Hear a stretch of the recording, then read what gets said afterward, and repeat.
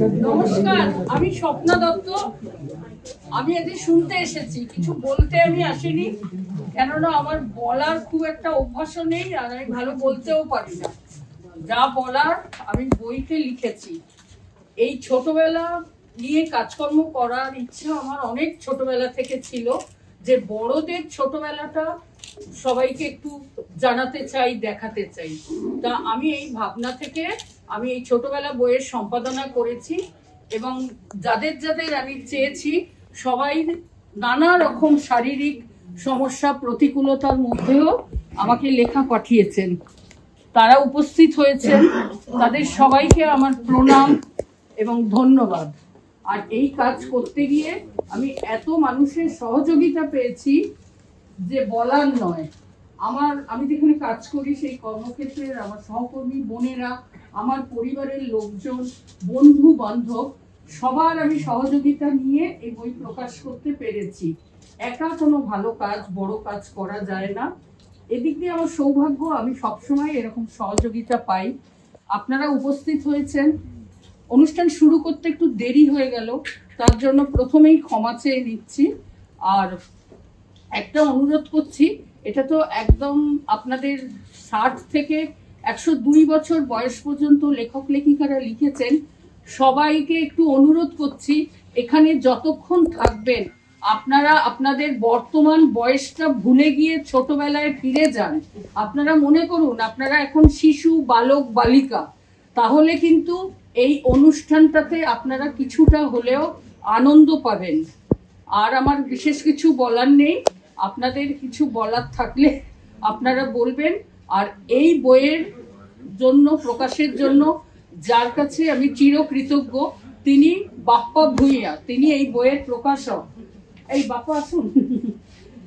ইনি এই বইয়ের প্রকাশক। উনি না থাকলে আমি এই বই প্রকাশ করতে পারতাম না। নমস্কার, ধন্যবাদ। এই প্রকাশনাটি একটা অংশের কাজ বারাসাতে চলছিল, এবং সেই জন্যই এই গল্পগুলো আমার হাত ধরেই ওখানে প্রেসে যেত, এবং এরকম একটা প্রকাশনা হতে যাচ্ছে এটা স্বপ্নাদি আমাকে বলেছিলেন। কিন্তু আমি প্রকাশনাটার মধ্যে ঢুকে পড়লাম কি করে, সে ব্যাপারটা আর কি, যে স্বপ্নাদির যে ভাবনাটা, স্বপ্নাদির নামি অনামি সবাইকে যে গুরুত্ব দিয়েছেন, এটা একটা অভাবনীয়। তার কারণ আমার মা 81 বছর বয়স, আমার মা ডিমেনশিয়া আছে, এবং আমার মা 85 সাল থেকে নার্ভের ওষুধ খান। স্বপ্নাদি একদিন বললেন আমাকে, বাপ্পা তোমার মায়ের ছোটবেলার কথা যদি মনে করাতে পারো। আমি না প্রথমে খুব অবাক হয়েছিলাম এবং আকাশ থেকে পড়েছিলাম যে আমার মা পুরনো কিছু তো মনেই করতে পারেন না। এবার কিন্তু স্বপ্নাদির যে এই ভাবনাটার প্রতি সম্মান জানানোর জন্যই আমি আমার কন্যা, আমার মাকে চেষ্টা করি মায়ের অতীতের কিছু মা মনে করতে পারছেন কিনা। এবং যখন আমরা এই চেষ্টাটা করছি আর কি, এই সময়ের যে স্মৃতিগুলো সবটা আজকে অনেক দেরি করে শুরু হয়েছে বলা যাবে না, কিন্তু এগুলো আমাদের স্মৃতির মণিকোঠায় থেকে যাবে চিরকাল। তার কারণ মা 3-4 দিন পরে যখন স্বগতোক্তির মতো উচ্চারণ করলেন নস্যিন্দি, তখন একটা ইউরেকার মতো হলো যে মা সঙ্গে সঙ্গে গুগল টুগল সার্চ করে দেখা গেল মা আসলে বলতে চাইছেন সেটা হচ্ছে বাংলাদেশের ঢাকা জেলার নরসিংদী গ্রামের কথা। এবার টুকরো টুকরো করে মায়ের স্মৃতি মনে পড়ছিল, কিন্তু সেটা এত সময় ধরে, যেমন মায়ের বন্ধুরা, তাদের সঙ্গে গোল্লা ছুট খেলার স্মৃতি, এগুলো মা মনে করছিলেন। কিন্তু বিষয়টা হলো যে মানে যতটা মনে করতে পারলে একটা লেখা হতে পারে, মা ততটা মনে করতে পারেননি। কিন্তু এই জন্যই আমার মায়ের লেখাটা এই সংকলনে গেল না। কিন্তু এটার সঙ্গে সঙ্গে আমি জড়িয়ে গেলাম যে এরকম একটা উদ্যোগ এবং উদ্যোক্তাদের সঙ্গে ভালোবাসা এবং ভালো লাগার জায়গা থেকে আজকে এই উজান প্রকাশনার আত্মপ্রকাশ। উজান প্রকাশনে এই বইটাতে স্বপ্নাদি বলেছেন, এই বইটাতে বইটার বিষয় হলো যে বড়দের ছোটবেলা। লিখেছেন 60 থেকে 102 বছরের প্রচুর মানুষই, তারা হয়তো পরস্পরকে চেনেনও না, কিন্তু তাদের প্রত্যেকের একটাই মিল, সেটা হচ্ছে তারা যৌবন থেকে এই বয়সে এসে পৌঁছেছেন চেনা ছকের বিপ্রতীপে হাঁটতে হাঁটতে। তারা এসছেন, এখনো মীরাতুন্দি বসে আছেন, তারা এখনো ওই পথেই হাঁটছেন। এই মিলটা আমার খুব ভালো লেগেছিল। যে এছাড়াও মানে আমরা তো জানি যে মানুষগুলো আমাদের এতদিন ধরে ছায়া দিয়েছেন, বটবৃক্ষের মতো আমাদের আগলে রেখেছেন, সেই মানুষগুলোরও ছায়া লাগে এবং সেই জায়গা থেকেই তাদেরও কিছু ফিরিয়ে দিতে হয়। এই ফিরিয়ে দেওয়ার কাজটাই সম্পাদক হিসেবে স্বপ্নাদি করেছেন।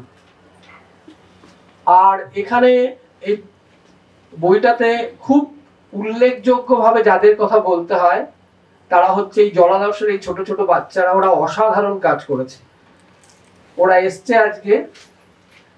এবার আমাদের সম্পাদক এবং আমাদের এই প্রকাশনার ভাবনাটা যদি ওদের মধ্যে ছড়িয়ে যায় আগামীতে, তাহলেই এই প্রকাশনার সার্থকতা। নমস্কার। এবার আমরা বই প্রকাশের দিকে চলে যাচ্ছি। ছোটবেলা বইটি লেখককে যাতে তুলে দেবে জলাদর্শের খেলাঘরের আমাদের ছোট্ট শিল্পী বন্ধুরা। ওদের ছোঁয়ায় আমাদের মন শিখতে হবে ছোটবেলার গন্ধে। বইয়ের প্রচ্ছদ অলঙ্করণে শিশু শিল্পীদের কথা তুলে ধরার জন্য শিল্পী কৌস্তুভ চক্রবর্তীকে অনুরোধ করছি এখানে আসার জন্য। এখানে পরিকল্পনা হিসাবে আমার নাম লেখা আছে, কিন্তু পরিকল্পনাটা মূলত নীলাঞ্জনদার। যে এই বাচ্চাদের ছবিগুলো যাবে, কারণ এই ছবিগুলো দেখে যদি যারা এই বয়স্করা লিখছেন তারা তাদের শৈশবে ফিরে যেতে পারেন। কারণ বাচ্চাদের ছবির মধ্যে সত্যি এমন একটা সারল্য আছে যে আমরা যদি নকল করে ওই সারল্যতা আনতে যাই, ওই সারল্যটা কখনোই আসে না। মানে ওদের ভেতর থেকে যে সারল্যটা আসে, মানে একটা হৃদয়ের একটা উৎসাহিত সারল্য, সেটা আমাদের পক্ষে কখনোই নিয়ে আসা সম্ভব না।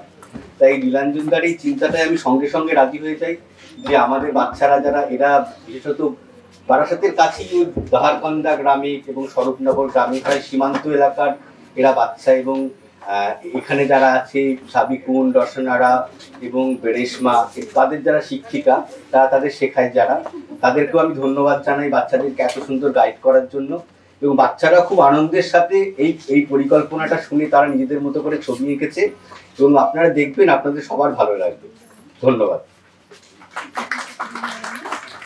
আচ্ছা, এবার আমাদের বই প্রকাশ হচ্ছে ছোটদের হাত ধরে, এবং সেই জায়গাটা প্রস্তুত পরিচালনা করছে।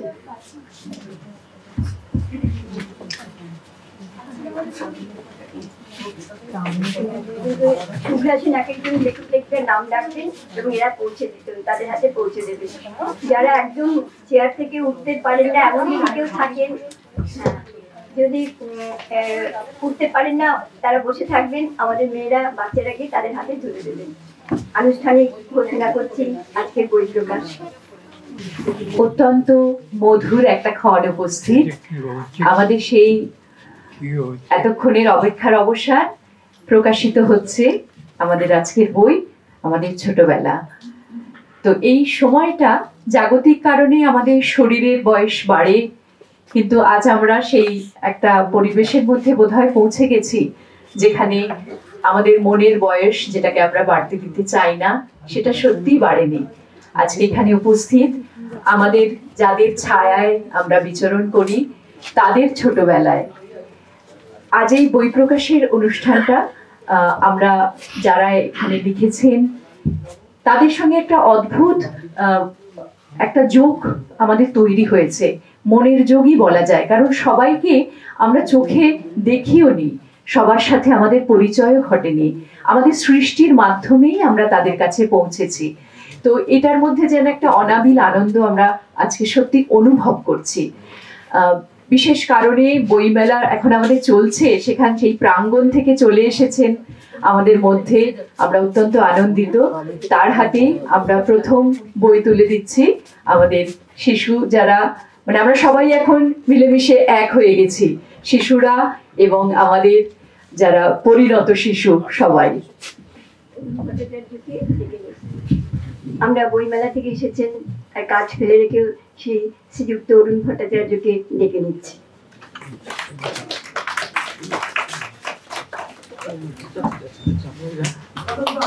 মাননীয় অরুণ বাবুকে একটু কিছু বলার জন্য অনুরোধ করছি।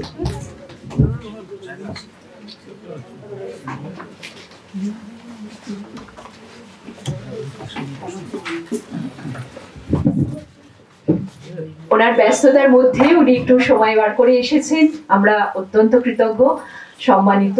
উনি চলে যাবেন, তাই ওনার হাতেই আমরা প্রথমে বই তুলে দিলাম। ওনাকে কিছু বলার জন্য অনুরোধ করছি।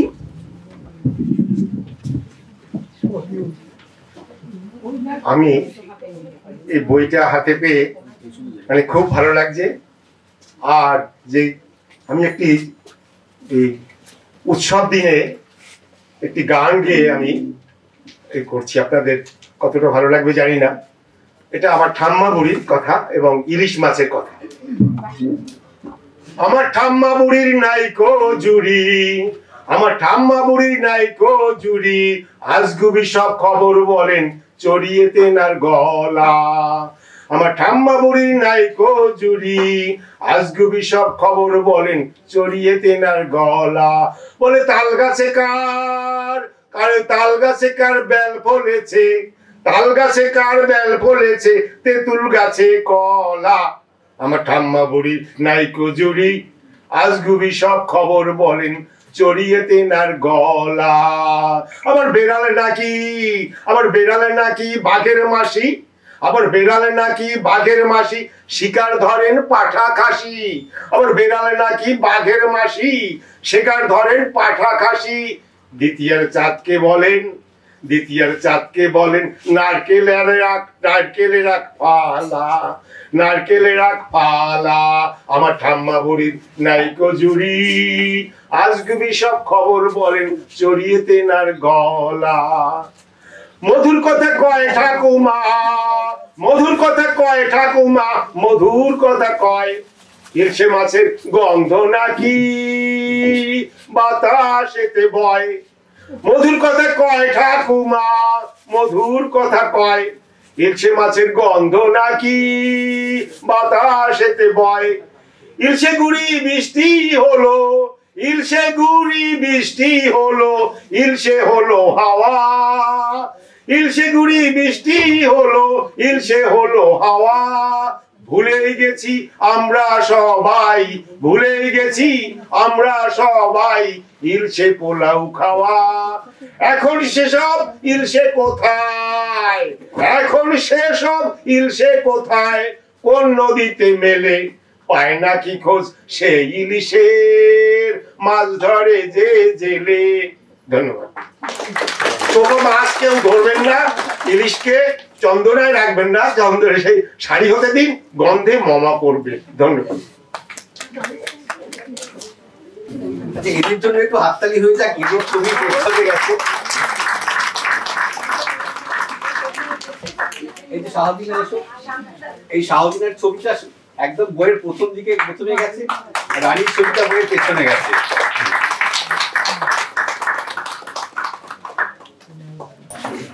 জলাদর্শের খেলাঘরের শিশু শিল্পীদের জন্য সাম্য দত্ত ও মনশ্রী পাল সামান্য কিছু উপহার দেবেন তাদেরকে। আমরা অত্যন্ত আনন্দের সঙ্গে এই মুহূর্তটা সাক্ষী থাকব।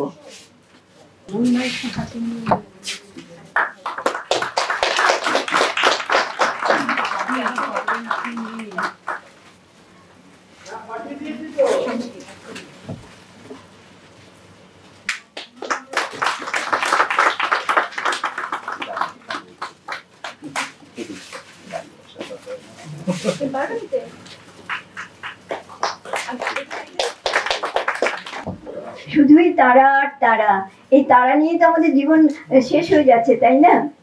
আমি এখন একটু ডেকে নেব মহাদেব নস্কর মশাইকে। এই মানুষটি সারা জীবন প্রচন্ড কষ্ট করেছেন, প্রচন্ড ঝড়ঝঞ্ঝার ভেতর দিয়ে তার জীবন চলেছে, কিন্তু তার লেখনী কখনো থামেনি। কাজে তার লেখনী থেকে আমরা এত কিছু শুনতে চাই। আপনি বলুন।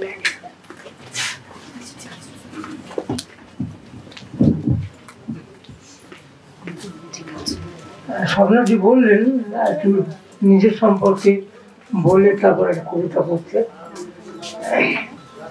নিজের সম্পর্কে আজকে আসলে এখানে বসে বসে বারবার আমার চোখ দিয়ে জল আসছিল। আমি একটু অসুস্থ আছি আজকে, এই জন্য আসছিল যে আমাদের ছোটবেলা নিয়ে কোনো লেখা সেটা বই আকারে প্রকাশিত হবে, কেউ পড়বে, এটা ভাবতেই আনন্দাস্ফীতি যেটাকে বলে তাই হচ্ছিল আর কি, এখনো হচ্ছে। তো আমার একটা ছোটবেলা থেকে খুব ভাবনা ছিল আমার জীবনটা, আমি যেটুকু পড়াশোনা করেছি গল্প টল্প ইত্যাদি, আমার বাবার মূলত আমাদের জীবনটা নিয়েও যদি একটা গল্প করা যেত, গল্প লিখত কেউ, তাহলে বোধ আমরা ধন্য হতাম।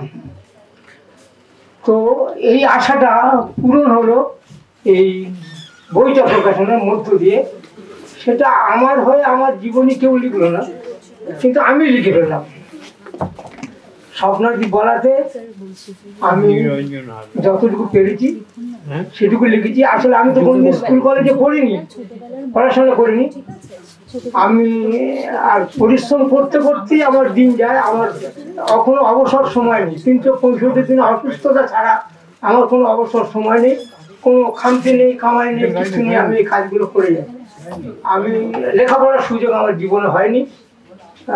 তো আমি যেটুকু লেখাপড়া শিখেছি সেটা হচ্ছে আমি ছোটবেলা বাবুদের বাড়িতে কাজ করতাম।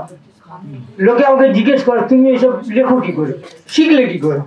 আমি বললাম আমি তো ছোটবেলা বাবুদের বাড়িতে ওই ঘর মোছা, বাসন মাজি ইত্যাদি কাজ টাজ করতাম। তো ওই বাচ্চারা ওই পাঠ্য বই পড়তো, সেই পড়তে পড়তে ওরা যে পড়তো ওটা আমার কানে ঢুকতো, ওটাকে আমি আত্মস্থ করতাম। এই শব্দগুলোকে আমি আত্মস্থ করতাম। আমার তাতেই আমার কিছু শব্দ ভাণ্ডার গঠিত হয়। তারপর আমি ওটাকে বাড়াবার চেষ্টা করি নানাভাবে, যে একটু পড়তে হবে, কিন্তু লিখবো, পড়তে ভালোবাসি, লিখবো এইটা কখনো সাহস করি। তো একটু ছোট্ট করে একটু বলে নি। একটা সময় আমাকে জেলে থাকতে হয়েছিল অনেকদিন রাজনৈতিক কারণে। তো সেই সময় ওইখানে একটা হাতে লেখার দেয়াল পত্রিকা বার হয়, জীবনে প্রথম একটা কবিতা ওইখানে লিখে। তো সবাই খুব ভালো বলছে, সেই উৎসাহ পাও, সেই উৎসাহটাই এখনো চালিয়ে যাচ্ছি। আর সময় পাই না বলতে কি, আমি তো রিক্সা চালাই, এখনো রিক্সা চালাই। ওই মিরুদ্দিন দিদি আছে ওনার এলাকাতেই আমি রিক্সা চালাই, ওই এলাকায়। তো আমার যখন স্বপ্নে বললেন যে একটা লিখুন, তখন আমি উৎসাহিত হয়ে লিখলাম, কিন্তু খুব বড় করতে পারলাম না।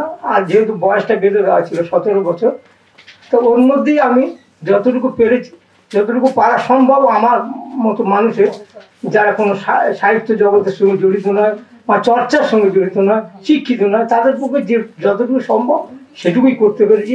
আপনাদের তো ভালো লাগলে তো ধন্য হব, এইটুকুই বলার। অনেক প্রণাম জানাই মহাদেব বাবুকে। আপনাকে অনুরোধ, আপনি আপনার লেখা কবিতা একটু যদি আমাদের। আমি একটা কবিতা পড়ছি, কিছু রাগ থাকা ভালো। এটা তো কবিতার নাম, কিছু রাগ থাকা ভালো।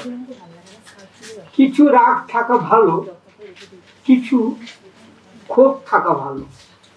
গাছ নিচু হলে সকলে মারায়। মানুষ গরিব হলে সে তখন দিশাহারা। অন্যে তাকে মনে হয় যেন হামান বিস্তায় ফেলে পেশে। জগৎ এভাবেই চলে। পৃথিবী সহজ নয়, যন্ত্রগুলো তোমার তো নয়, ধানগুলো তোমার তো নয়, তবু তুমিই উৎপাদক। সময় অস্থির করেছে তোমায়, ঘুম লাটে গেছে, কাশি সারা রাত, বাঁধ দেওয়া নদীর মতো যেন স্রোতহীন।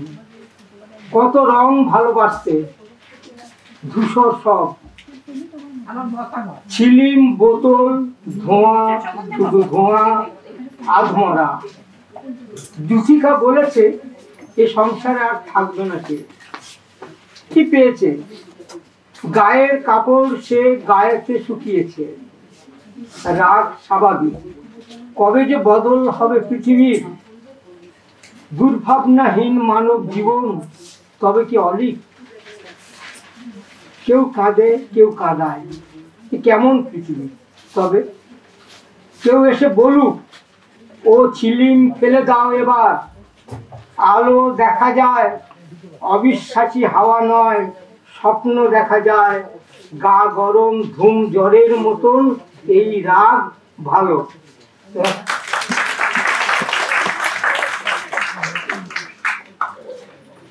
অসংখ্য ধন্যবাদ। নিজের জীবন কাহিনীর সঙ্গে সঙ্গেও আমাদের ভারী সুন্দর একটা কবিতা শোনালেন, খুব ভালো লাগলো। বাহ, এবার বই বিতরণ হবে। যারা যারা লিখেছেন তাদের জন্য, অবশ্য লেখক লেখিকাদের জন্য, এবং এই অংশটি শুভ্রা সেন বলছেন।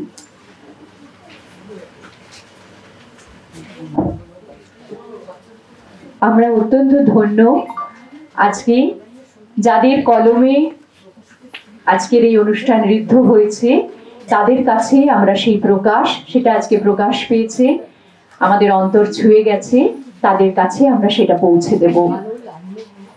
এই কাজ সম্পাদন করার জন্য আমাদের ছোট শিশু শিল্পীরা, তাদের সহযোগিতা চাইছি। আমি নাম বলছি এখানে, যেটা খুব মৌলিক এবং অপূর্ব একটি ব্যাপার প্রথমেই আমরা উল্লেখ করেছি আজ এই পরিবেশে, যে আমরা সত্যি সবাই সবাইকে চিনি না, সবাই সবার সঙ্গে পরিচিত নই। তাই তাৎক্ষণিকভাবে তাদের নামে তাদের যে পরিচয়টুকু রয়েছে, তাদের সৃষ্টি আমাদের সবাইকে এক করে দিয়েছে পরিচয় নির্বিশেষে, কিন্তু তাদের নামের পরিচয় আজকে আমরা একে অপরের সাথে পরিচিত হব। যারা উঠে আসতে পারবেন না তাদের কাছে আমরা পৌঁছে যাব। আমি নাম বলছি, সেই সমস্ত শ্রদ্ধেয় লেখক লেখিকা, সেই কলম যাদের, তাদের কাছে বই পৌঁছে দিচ্ছে আমাদের শিশু শিল্পীরা। আফরোজা খাতুন, ওনার একটু বইমেলার বিষয় রয়েছে, তাই আমরা একটু ওনাকে আগে বিষয়টা করছি ওনার সাথে। আফরোজা খাতুন মাননীয়া অধ্যাপিকা ও নারী আন্দোলনের কর্মী। আফরোজা খাতুনের হাতে প্রথমে বই তুলে দেওয়া হচ্ছে। হ্যাঁ, একটু উঠে দাঁড়াবেন, একটু এগিয়ে আসবেন মঞ্চের সামনে।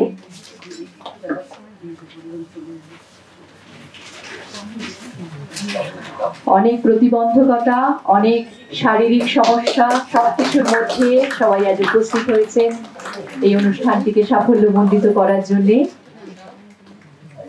সবাইকে অন্তরের কৃতজ্ঞতা। এরপর নিরঞ্জন হালদার মাননীয়, তিনি সাংবাদিক, প্রাবন্ধিক ও মানবাধিকার কর্মী। তাকে আমরা 92 বছরের এই যুবককে আমরা আহ্বান জানাচ্ছি। আমরা অত্যন্ত ঋদ্ধ, সম্মানিত তার কলমের স্পর্শকে অনেক প্রণাম জানাই।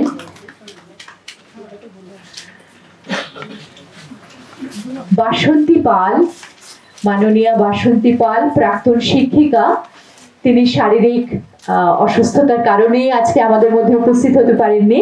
তার সুযোগ্যা কন্যা, তিনিও শিক্ষিকা, স্বস্তিকা দত্ত। তার হাতে আমরা তার মায়ের জন্য বই তুলে দিচ্ছি। তাকেও আমরা সবাই এই মুহূর্তে আমাদের কাছে বালক বালিকা, আমার ধৃষ্টতা মার্জনা করবেন, সেভাবেই কিন্তু আমি অনুভব করছি তাদেরকে, তাদের কাছে এই জিনিসটি পৌঁছে দেওয়ার জন্য। এরপরে আমরা চলে আসছি প্রাক্তন অধ্যাপক ও অর্থনীতিবিদ, তার কলমেও আমরা ঋদ্ধ হয়েছি, মাননীয় সৌরিন ভট্টাচার্য। এই বালককে আমরা এবার ডেকে নিচ্ছি, তাকে আমাদের শিশু শিল্পীরা বই তুলে দেবেন।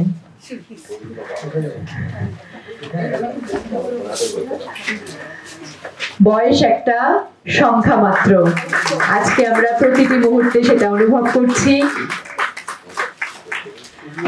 আচ্ছা, সৌরিন বাবুকে আমরা অনুরোধ করছি তিনি যদি আমাদের একটু কিছু শোনান, আমরা অনেক সমৃদ্ধ হব।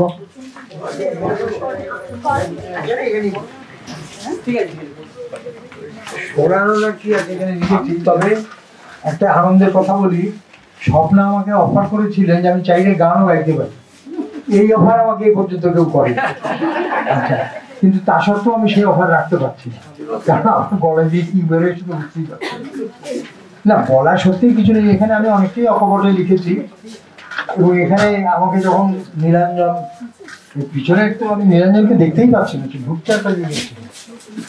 নীলাঞ্জন যখন আমাকে বলেছিলেন, সত্যি কথা বলতে তার আগেই অন্য একটা পত্রিকায় আমি ছোট করে আতুর ঘর থেকে এই বলে একটা লেখা দিয়েছি। ঠিক তারপরেই নীলাঞ্জনের ফোন, আর বয়স সীমা বলে দিল একটা কত 15 না 16 মনে হয় লিমিট দেওয়া হয়েছে। আমার ক্ষেত্রে বোধ হয় 16 মনে হচ্ছে। যাই হোক, তো আমি তখন ওই লেখাটার সঙ্গে আরো খানিকটা এগিয়ে লিখেছি এবং একেবারেই সব অকপটেই লিখেছি। তার নতুন করে আমার খুব কিছু বলবার নেই। যদি বলতে হয় 1-2 মিনিট, যেটা এখানে আমাকে স্বপ্না বলেছিলেন যে এখানে যা লেখেননি এরকম 1-2 কথা বললে ভালো হয়, তো সেরকম 2 কথা আমি বলি। তাহলে 2 মিনিট লাগবে। একটা হচ্ছে আমার কান মলা খাওয়ার গল্প, আর একটা থাপ্পড় খাওয়ার গল্প, এই দুটো। সেটা বলারও একটু কারণ আছে। আমি স্বপ্নাকেও বলেছিলাম, আর সম্ভবত লেখার মধ্যেও আছে, আমি অনেক জায়গাতেই তো বলে থাকি, আমি আসলে একটু গুড বয় প্রকৃতি। আমি কখনোই ছোটবেলায় কারোর কাছে তেমন কোনো বকুনি খাইনি, মার খাইনি তো বটেই। অথচ এমনিতে খেলেই খেতে পারতাম, কিন্তু খাইনি যে কোনো কারণে। আমি কারোর কাছেই খুব একটা মার বকুনি এসব একদমই খাইনি। তো কাজে কাজেই ওই একবার কানমলার একটা অবকাশ ঘটেছিল, আর একটা ঘটেছিল বা ঘটেনি সে আপনারা বিচার করবেন, ছোট করে গল্পটা বলবো। আর একটা হচ্ছে থাপ্পড় খাওয়া। কানমলাটা হচ্ছে তখন আমি ক্লাস 10-এ পড়ি। ক্লাস 10 মানে স্কুলের ব্যাপারে বুঝতে পারছেন তো, যে একবারে তারপরের বছরই পরীক্ষা, কাজে ক্লাসে সবচেয়ে। আমাদের হেডমাস্টার মশাই আমাদের ইংরেজি পড়াতেন। একটা সময় তার কাছে আমরা বেশ অনেকে মিলে অপরাধী করেছিলাম, আমি পরে সেটা আমার লেখা ইত্যাদির মধ্যে নানাভাবে ক্ষমা চেয়েছি। উনি অসামান্য শিক্ষক ছিলেন, এমনি সাধারণ বাঙালি উচ্চারণ, আমাদের একেবারেই ডাহা, যাকে বাংলা মিডিয়াম স্কুল বলে আজকালকার পরিভাষায় বলতে হবে, কিন্তু অসামান্য ইংরেজি শিক্ষক ছিলেন তিনি। আমি পরে তার অঞ্চলে খোঁজ করেছি যে তাকে পাই কিনা, তার কখন সন্ধান পাইনি। তো উনি আমাকে একটু বাড়তি স্নেহ করতেন, সেটা আমিও বুঝতে পারতাম, উনিও জানতেন যে আমি বুঝতে পারি। তো এই দিনের ঘটনাটা হচ্ছে, উনি রোজই ক্লাসে ডিকটেশন লেখাতেন, আর ক্লাস 8-এর পর থেকে আমাদের সমস্ত ইংরেজি শব্দের মানে ইংরেজিতেই বলতে বাংলা মিডিয়াম। তো নানা কারণে আমি সত্যি খুব অকারণ স্নেহ পেয়েছি। একদিন উনি একটা বানান জিজ্ঞাসা করেছেন, তো সেটা ক্লাসের সব ছাত্রকে জিজ্ঞাসা করেছেন, কেউ পারেনি, আমাকে একেবারে সবচেয়ে শেষে। সেটাও আমি কারণটা বুঝতে পারছি। আর সেটার পরে উনি আমাকে ডাকলেন, এদিকে এসো, বলি আমার কানে হাত দিলেন। তার মানে কারণ সব কানে হাত দিলেন না, তুই মানে আমি ব্যাপারটার মধ্যে ছিল একটা হাইফেন, গোটা সমস্যা একটা হাইফেন, ব্যাপারটা খুব সোজা, কিন্তু টুডে টুমরো জাতীয় শব্দ আমাদের সময় তখন দিব্যি হাইফেন দিয়েই লেখা হতো, এবং এইসব মাস্টারমশাইরা হাইফেন বর্জন করাকে খুবই গভীর পাপ বলে বলে। আর আমি সেটা গোড়া থেকে বুঝতেও পারছি, এবং আমার ক্লাসের ছাত্ররা কেউ হাইফেনটা বলে। আচ্ছা, আর আমিও জানি যে উনি আমার জন্য অপেক্ষা করছেন যে আমি হাইফেনটা বলবো। আমি হাইফেনটা বলেছি, কিন্তু উনি আমার ধারণা কন্ডিশন হয়ে গেছেন, কাজে আমাকে দেখেছেন যে ও হাইফেন বলেনি, বলে আমার কানে হাত দিয়েছে। আমি বলেছি আপনি কানে হাত দিলেন কেন? তা বললেন আপনি বলনি। আমি বললাম না, আমি বলেছি। উনি আরেকবার বললেন না, তুই বলো। আমি বললাম আচ্ছা ঠিক আছে বলে আমি সোজা, একটু মন্ত্রমতো ছিল, আমাদের 10 ক্লাসটাও একটু বাহারি ছিল, অন্য জায়গায় তক্ত বসে হতো অন্য ক্লাস। 10-এরটা ছিল সিমেন্ট দিয়ে মাথা। উপরে একটা স্কাইলাইট ছিল, তাই ঘরটা ব্যাপার ক্লাস 10-এ তো উনি ওটা বলা মাত্রই আমি আর কোনো কথা না বলে একেবারে ওখান থেকে নেমে দরজা দিয়ে বেরিয়ে একটা মাঠ ছিল আমাদের খেলার মাঠ, খেলার মাঠটা দুম দুম করে পার হয়ে খেলার মাঠের নিচে দিকে একটা ইটের পাঁজা ছিল, সেই ইটের পাঁজার উপরে দাঁড়িয়ে আমরা মানে ওখানে নেত্রী মতোটা অনেক বড় উপরে দাঁড়াবে, তো ওটা আমাদের একটা খুবই চেনা।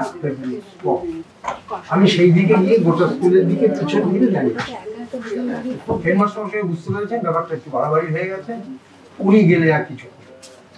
আমাদের একজন অঙ্কের মাস্টার ছিলেন নারায়ণ স্যার বলতেন, নারায়ণ বাবুকে কিছুক্ষণ বাদে পিছন দিয়ে দাঁড়িয়ে আছে, কিছুক্ষণ বাদে নারায়ণ বাবু গেছেন পিছনে দাঁড়িয়ে, ঢের হয়েছে চলো, আমি আর কোনো কথা দরকার হয়নি, আবার পিছনে নারায়ণ বাবু পিছনে পিছনে চলে এসেছে। এটা ছিল আমার কান মোবাইল খাওয়া। কিন্তু সেখানে আমার একটা প্রশ্ন আছে, আমার ডান কানটা এখনো মাঝে মাঝে পিছনের দিকে ব্যথা করে।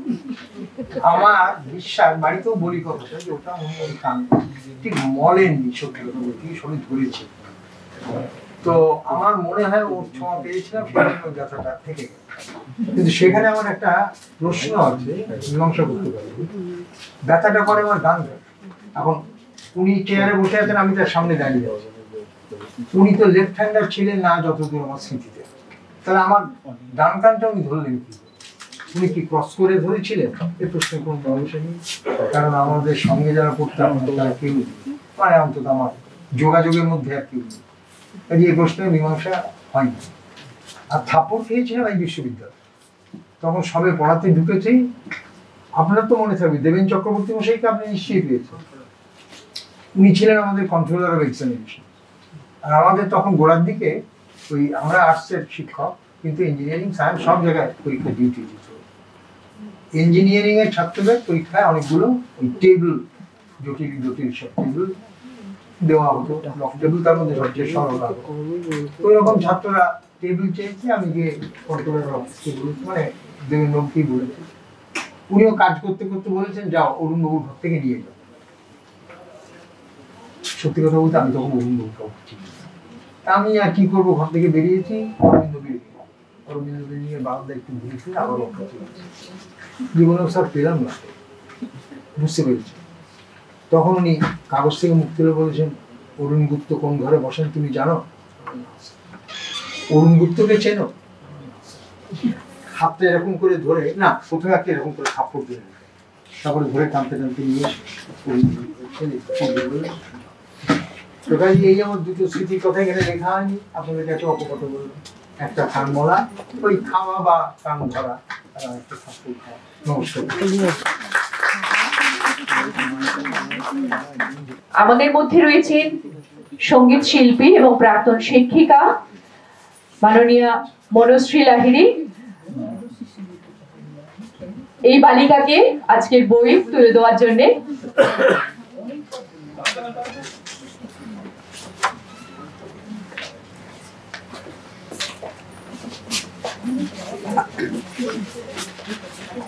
মনশ্রীদিকে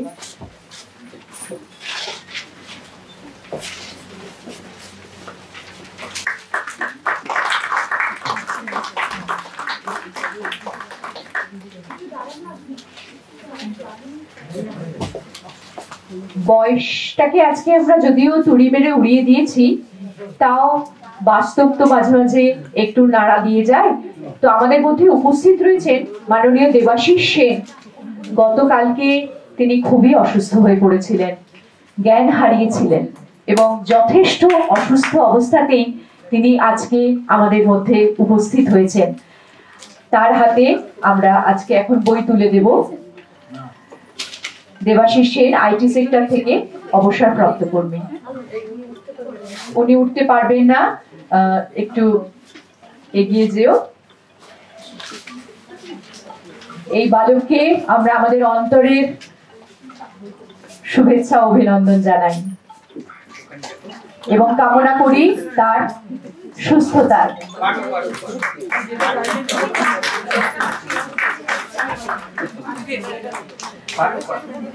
আমরা অত্যন্ত খুশি এবং তিনি সুস্থতা অর্জন করেই ফেলেছেন এখনই।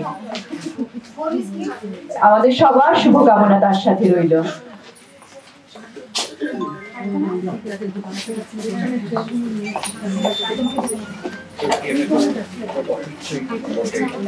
একেবারেই নয়,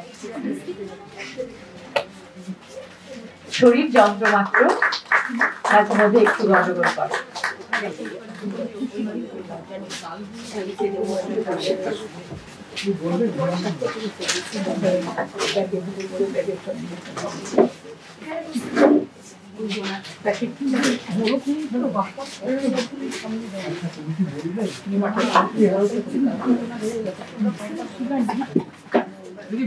এবার আমরা আরেক বালকের কাছে যাচ্ছি। মাননীয় মদন মোহন হালদার, অবসরপ্রাপ্ত সরকারি কর্মী, কবি ও মানবাধিকার কর্মী। মদন মোহন হালদার মহাশয়ের হাতে বই তুলে দিচ্ছে আমাদের শিশু শিল্পীরা। আমাদের এই শিশু শিল্পীদের সম্বন্ধে আমরা আবার শুনবো।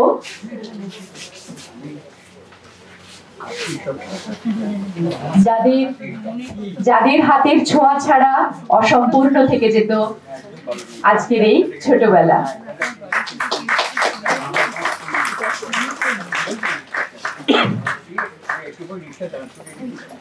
অবসরপ্রাপ্ত সংবাদপত্র কর্মী ও বীমা প্রতিনিধি পরের বালক জহর রায় মহাশয়।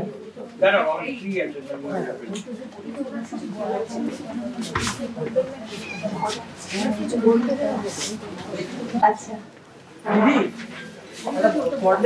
লেখক জহর রায়।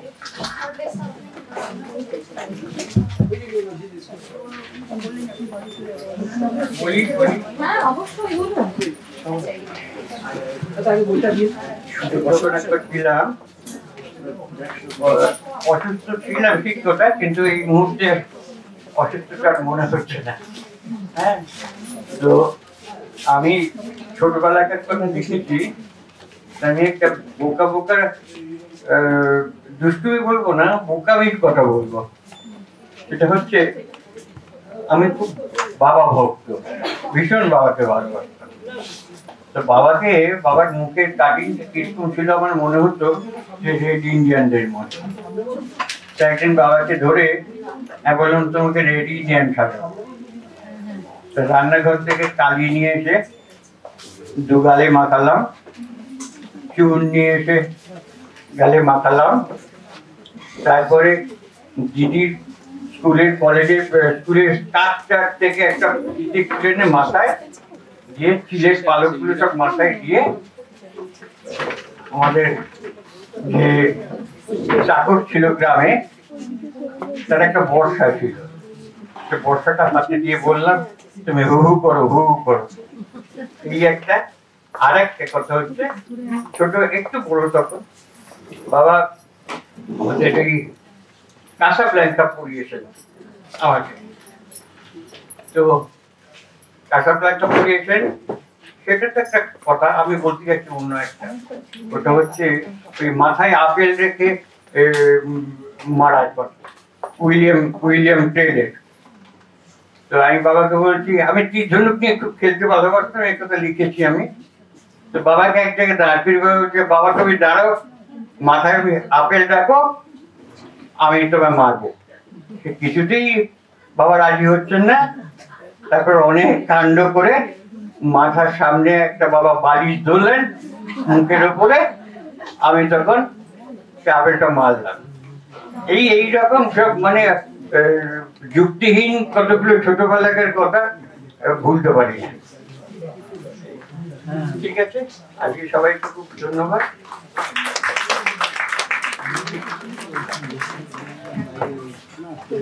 আজকে যার কথা একটু বলার খুব প্রয়োজন, তিনি হচ্ছেন লেখক জহর রায়। প্রচন্ড পরিশ্রমী এবং পরোপকারী মানুষ। আড্ডা দিয়ে ও কথা বলে আসল জমিয়ে রাখতেন। গলায় ক্যান্সারের জন্য আত্মার কথা বন্ধ। উনি কেমো নিয়ে অসহ্য শারীরিক যন্ত্রণা নিয়ে হোয়াটসঅ্যাপে অনেকদিন ধরে ছোটবেলার কথা লিখে সম্পাদিকার কাছে পাঠিয়েছেন।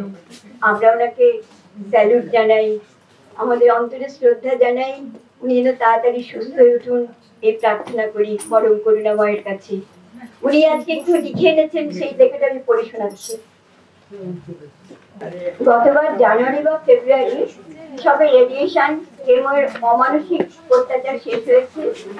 টাটা মেডিকেল সেন্টারের হুইল চেয়ার আমার বাহন, নাকে একটা রাইস টিউবের নল, গলা দিয়ে কিছু খেতে পারছি না, পরিজন মাইক্রো বা টেলিতে দৃশ্যমান নয়।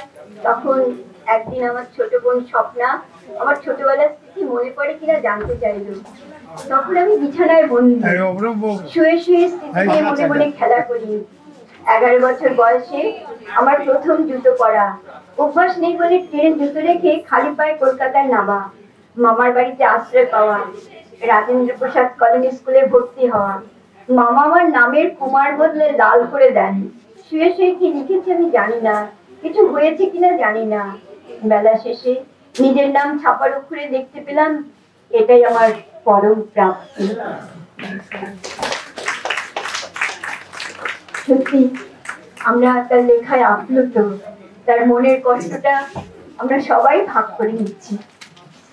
পরবর্তী সুব্রা সেনকে ডেকে নিচ্ছি অন্যান্যদের লেখক লেখিকাদের বইয়ের নাম ঘোষণা করার জন্য।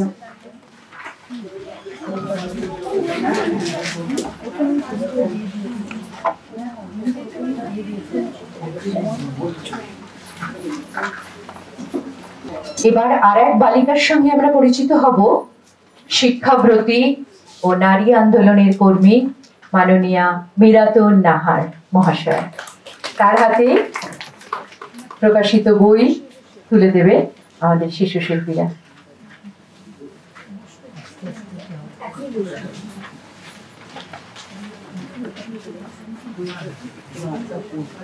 ও পাশে বসে আছে, দেখতে পাইনি।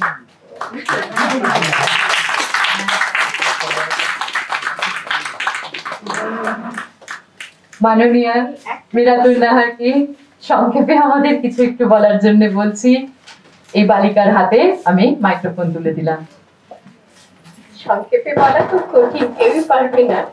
আমার একটা কথাই মনে হচ্ছে, আমার ছোটবেলার কথা, যেটা আমাকে এখন বিস্মিত করে। সেটা হলো, আমাকে মা বলতে, আমাকে কেউ যদি বলতো মা একটু এদিকে এসো, মা তোমার নাম কি, আমি একেবারে চিৎকার করতাম, মানে খুব শিশু তখন, মানে 1 বছর বয়স, 1 বছর বয়স থেকে 7-8 বছর বয়স পর্যন্ত এটা আমি করেছি লাগাতার।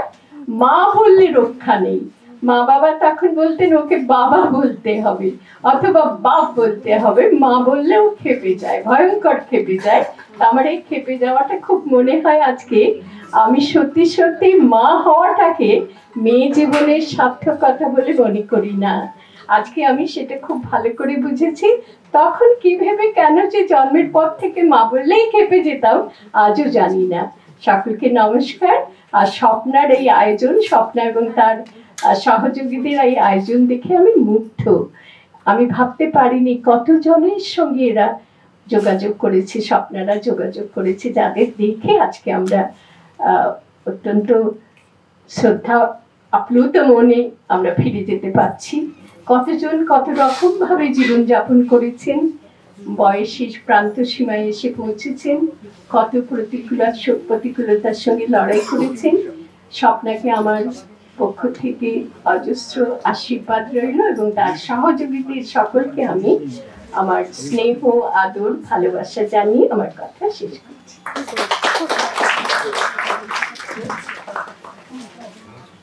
আমাদের মধ্যে উপস্থিত রয়েছেন আর এক বালিকা, তিনি তার কণ্ঠস্বরে বালিকা, আজকে একটু অসুস্থ কিন্তু তাও এসছেন, বিশিষ্ট সঙ্গীত শিল্পী, বঙ্গ সম্মান প্রাপ্তা মাননীয়া সুজাতা সরকার। তার লেখনীতে আমরা ঋদ্ধ হয়েছি। তিনি কলম ধরেছেন, বাড়িতে মনে মনে অনেক ভেবেছেন, লিখেছেন, কিন্তু গানের জগতে তার অবাধ বিচরণ। তো তার কলম আমরা এই স্পর্শ পেয়েছি। এজন্য আমরা অত্যন্ত আনন্দিত। একটু অসুস্থ আছেন, তাও দিদি আমাদের একটু অনুরোধ করব আমরা একটা গান যদি উনি শোনান, সেটা আমরা আসছি। এখন ওনার হাতে বই তুলে দেওয়া হচ্ছে, বই তুলে দিচ্ছে আমাদের শিশু শিল্পীরা।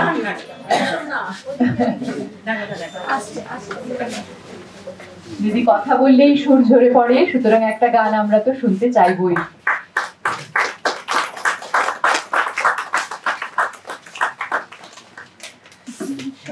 আমরা আগে বই দেওয়ার অনুষ্ঠানটা করে নিচ্ছি দিদি, আপনি একটু বিশ্রাম করেই নিন, তারপর আমরা গান শুনবো। আচ্ছা, উনি কি গুণসবই ফুল ওই গানটা? একদম পদভোলা এক থেকে এসেছি, সেই স্বর্ণযুগের স্বর্ণকণ্ঠ। আচ্ছা, এরপর আমরা সেই বালকের কাছে চলে যাচ্ছি। আমরা দিদি সম্পর্কে আরেকটু জানবো যখন উনি গান করবেন, নিশ্চয়ই জানাবো আপনাদের। পরবর্তী বালক আমাদের দীপক ঘোষ, এমেরিটাস অধ্যাপক, পদার্থবিদ্যার, যাদবপুর বিশ্ববিদ্যালয়। আমরা অত্যন্ত ঋদ্ধ আজকে তিনি তার কলমের স্পর্শে আমাদের সমৃদ্ধ করেছেন। তার হাতে বই তুলে দিচ্ছি আমরা, ছোটবেলা।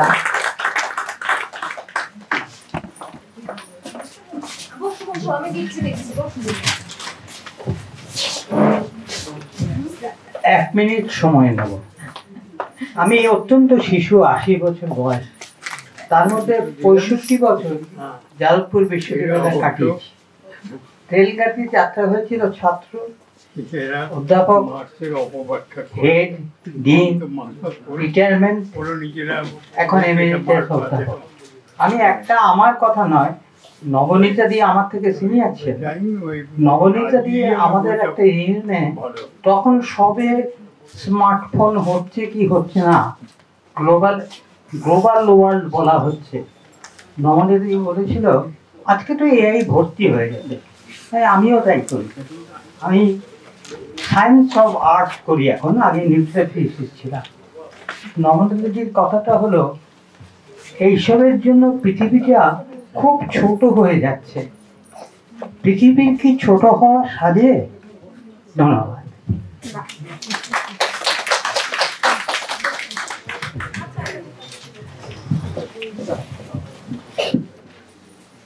সত্যি ভাবা যায় না, অধ্যাপক, মাননীয় অধ্যাপক তার ছেলে মানুষে দিয়ে আমাদের এই পরিবেশটা ভরিয়ে তুললেন। কারণ আমরা এখন সবাই ছোটবেলাতেই আছি। মাননীয় দুর্গাপদ দত্ত সেই বালককে এবার আহ্বান করছি, প্রাক্তন শিক্ষক ও বামপন্থী আন্দোলনের কর্মী।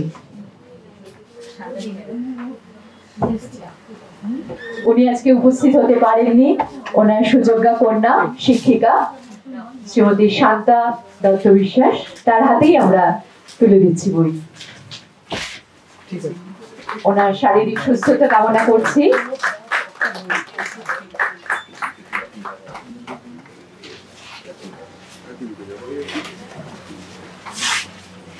এতক্ষণ যে অনুষ্ঠানের আড্ডার, এরপরে আমরা আড্ডায় চলে যাব খুব দ্রুত। আজকে তো একটু আড্ডা মারতেই হবে, কারণ আমরা সবাই এখন ছোটরা উপস্থিত আছি। তো পুরো একদম শুরু থেকে যে মেলবন্ধন ঘটিয়ে চলেছেন আমাদের মধ্যে, সেই প্রাক্তন শিক্ষিকা ও বেতার সঞ্চালিকা মাননীয়া কবিতা বন্দ্যোপাধ্যায়, সেই বালিকার হাতে আমরা এখন বই তুলে দেব। তিনিও আমাদের লেখনের মাধ্যমে সমৃদ্ধ করেছেন ছোটবেলা। ছোটবেলাতেই আছেন কবিতাদি, তার হাতে ছোটরা বই তুলে দেবে।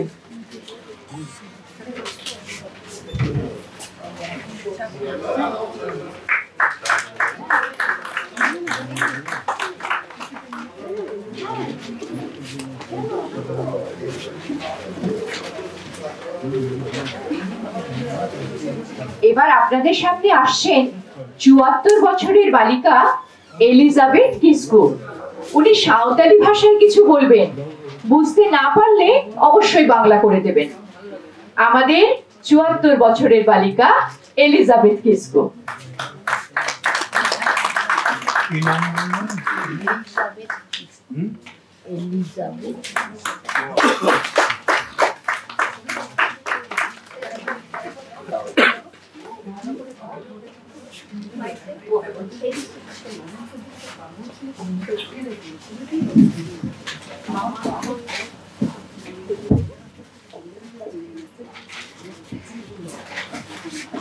ᱤᱧᱟᱹᱜ ᱧᱩᱛᱩᱢ ᱫᱚ ᱦᱩᱭᱩᱜ ᱠᱟᱱᱟ ᱮᱞᱤᱡᱟᱵᱮᱛ ᱠᱤᱥᱠᱩ ᱵᱟᱲᱟᱭ ᱜᱮᱭᱟ ᱯᱮ ᱟᱸᱡᱚᱢ ᱫᱟ বুঝতে পারছেন আপনারা আমার নাম এলিজাবেথ কিসকু ᱤᱧ ᱫᱚ ᱡᱟᱦᱟᱸᱧ ᱚᱞ ᱠᱟᱫᱟ ᱚᱱᱟ ᱫᱚ ᱤᱧ ᱥᱚᱢᱯᱟদিᱠᱟ ᱢᱚᱦᱟশয়া ᱠᱟᱹᱴᱤᱡ ᱢᱮᱛᱟᱫᱤᱧ ᱛᱟᱦᱮᱸ ᱠᱟᱱ ᱠᱟᱹᱴᱤᱡ ᱦᱚᱲᱛᱮ ᱨᱚᱲ ᱢᱮ ᱢᱟᱱᱮ যেহেতু ᱤᱧ ᱫᱚ এসটি কানাই ওনার দিতে হর থেকে রডকে বেশি খুশি আদায় মানে বেশি খুশি ওনার লাগলো যে আমি একটু সাঁওতালি ভাষায় কিছু বলি আচ্ছা সেই জন্য তাই একটু একটু করে বলছি একটু বাংলাও বলে দিচ্ছি আপনাদের বোঝার জন্য এরকম ভাবে শুনতে ভালো লাগে না তাও একটু বলছি আর কি ওনার অনুরোধে তা যা গেছে তা লিখেছি আমি তো আমার আগে যারা এসছেন যারা লিখেছেন তারা আমার চেয়ে অনেক মহান অনেক শিক্ষিতা অনেক আমি সেই জায়গায় কিছুই নই একদম নগণ্য মাত্র তো যেহেতু আমার মেয়ে স্কুলে পড়ে তাই সেই অনুরোধে ওনা আমাকে কিছু লিখতে বলা হয়েছিল তো যদিও সময় করতে পারিনি আমি সংসারী মানুষ সংসারে আমার অনেক দায়িত্ব অনেক কাজ অনেক ঝামেলা বাড়িতে তা সত্ত্বেও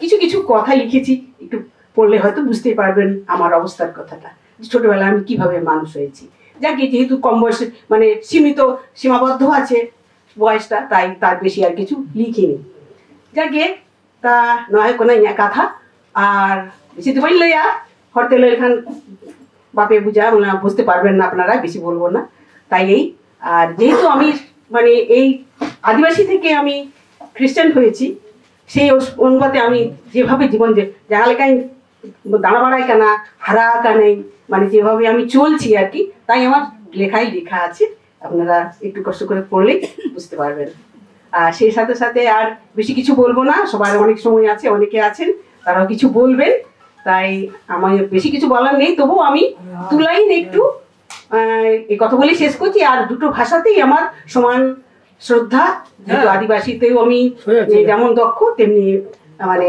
খ্রিস্টান হিসেবেও আমি মহিলা আমি যেভাবে জীবনযাপন করি আমি সুন্দরভাবে চলছি আমার কোনো সমস্যা হয়নি আর কি তা সত্ত্বেও আমি যেহেতু ভাষা জানি তাই কষ্ট করে আপনারা দু লাইন শুনবেন একটু ক্ষমা করবেন আমি ক্ষমা চেয়ে নিচ্ছি দু লাইন আমি একটু রবীন্দ্রসঙ্গীতের সাঁওতালিতে গিয়ে শোনাবো সুরটা হয়তো ভুল হবে বা কথাগুলো ভুল হলে একটু শুনবেন Tingguhinan inya serin ana sarilitu inya rahanya ma jaga hoy naminai ukur Tingguhinan inya serin ana sarilitu hoy dayadi mapai lokawalung tona thai nel kati inya monere kidume syukur Tingguhinan inya serin ana sarilitu Bangla গাইছো দাঁড়িয়ে আছো তুমি আমার গানের পারে আমার সুর গুলি তাই চরণ আমি পাইনি তোমারে দাঁড়িয়ে আছো তুমি আমার গানের পারে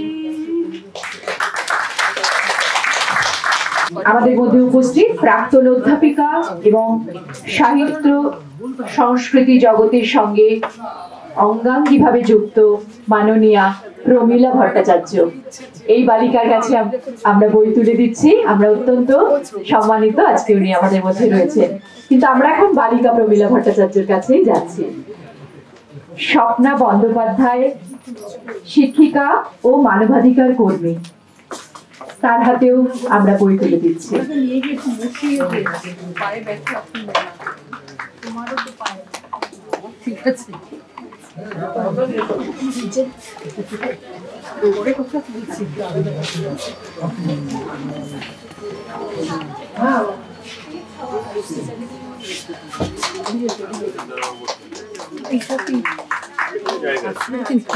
ভেতরে বসে আছে, কথা বলা হয়নি। হ্যাঁ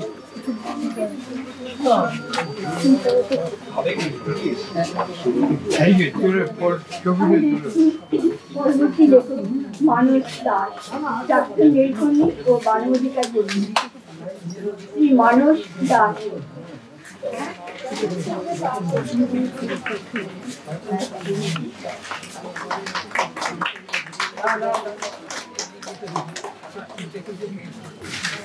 দুলালী ইসলাম, প্রাক্তন শিক্ষিকা। শ্রীমতী দুলালী ইসলাম, প্রাক্তন শিক্ষিকা।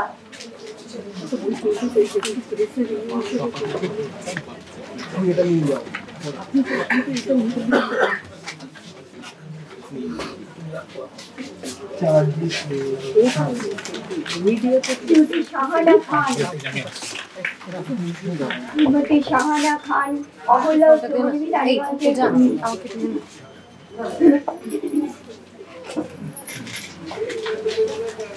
শাহানা খান আছেন কি? দিদি আপনি কি বসুন, পায়ে তো ব্যথা।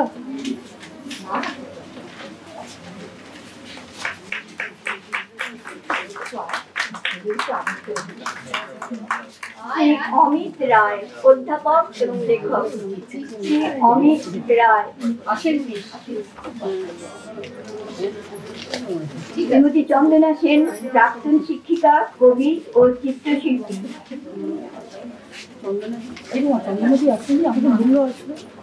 আসেনি। শ্রীমতী স্বাতী নন্দী, প্রাক্তন শিক্ষিকা, লেখিকা ও সমাজ কল্যাণের সঙ্গে যুক্ত।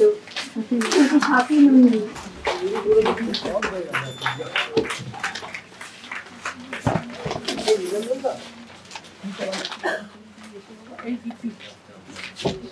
নিশাদ জাহান রানা, বাংলাদেশের কবি, প্রাবন্ধিক ও প্রামাণ্য চিত্র নির্মাতা। নিশাদ জাহানা রানা।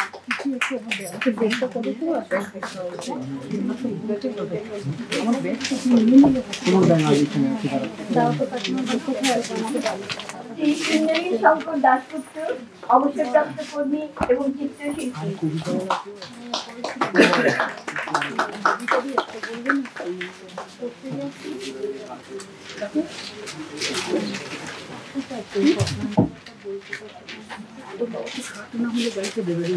নিজেও করে না তো।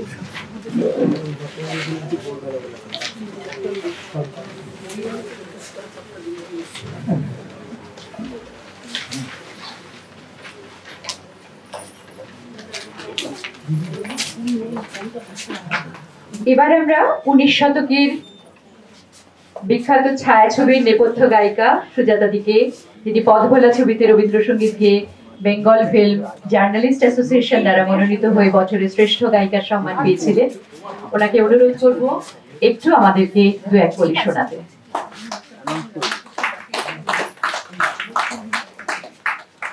মানে নমস্কার সবাইকে।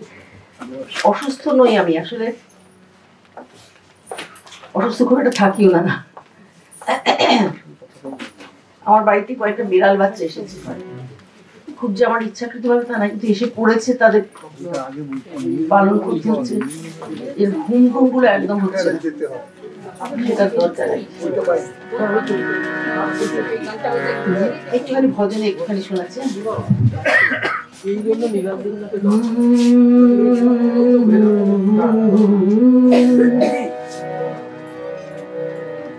গুরু প্রতাপ साधु की संगति आवागमन तो छूटे पड़ो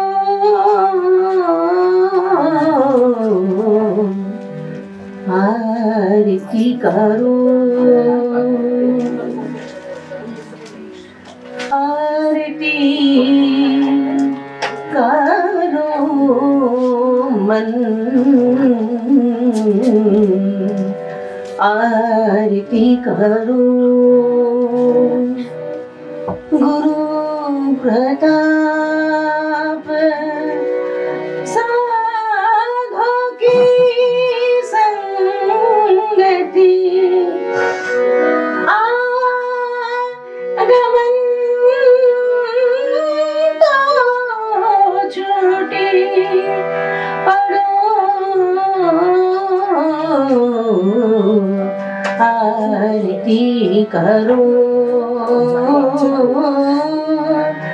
आरती करो मन, आरती करो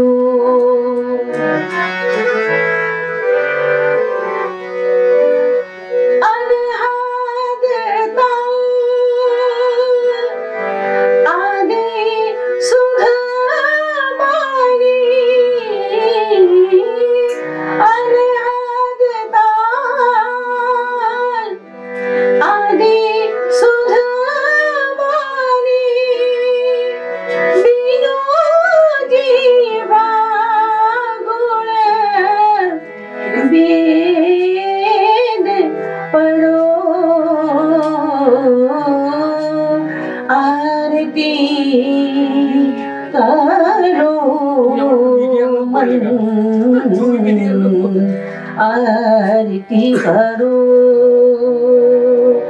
गुरु प्रताप साधु की संगति आगमन तो छूटे पड़ो आरती करो आरती करो आरती करो।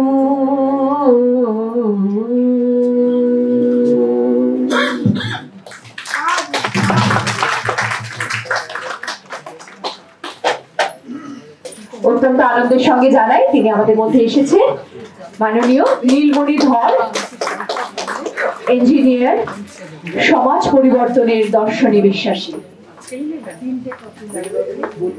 এই বালককে আমাদের আড্ডার প্রারম্ভে একটু কিছু বলতে বলছি, তারপর আমরা আড্ডা দিতে চলে যাব। আর একটা কবিতা শুনবো আমরা কবিতা বন্দ্যোপাধ্যায়ের কণ্ঠে এই বক্তব্যের পর। ধন্যবাদ। স্বপ্না দত্তের হয়ে কফি হাউসে নীলাঞ্জন যেদিন আমাকে বলেছিল যে আপনার ছোটবেলার কথা একটু লিখে দিতে হবে, তখন সঙ্গে সঙ্গে রাজি হয়েছিলাম এই জন্যে যে অনেকদিন পরে হয়তো নিজের নামটা ছাপার অক্ষরে দেখতে পাবো, সেই জন্যে। তো কাজেই স্বপ্ন আগেও অনেক কাজ করেছেন এইরকম, তাকে অজস্র ধন্যবাদ যে এরকম একটা কাজ করে অনেক বয়স্ক অপরিচিত মানুষের মধ্যে লেখার মধ্যে দিয়ে পরিচিত করে দিয়েছে। ধন্যবাদ। আচ্ছা, এখন আমাদের মধ্যে আমরা পেয়ে গেছি সংসার সৃজনে জীবন কাটিয়ে সেই বালিকা লায়লা নাসিম মহাশয়। মাননীয় লায়লা নাসিম মহাশয় তার হাতে বই তুলে দিচ্ছে আমাদের শিশু শিল্পীরা।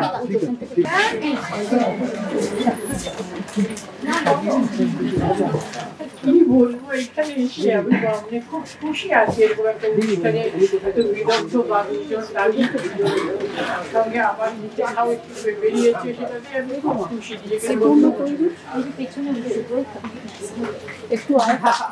আমরা খুব খুশি হলাম আপনার লেখনীর সাথে সাথে একটু কণ্ঠেরও সঙ্গে আমরা একটু সঙ্গ পেলাম।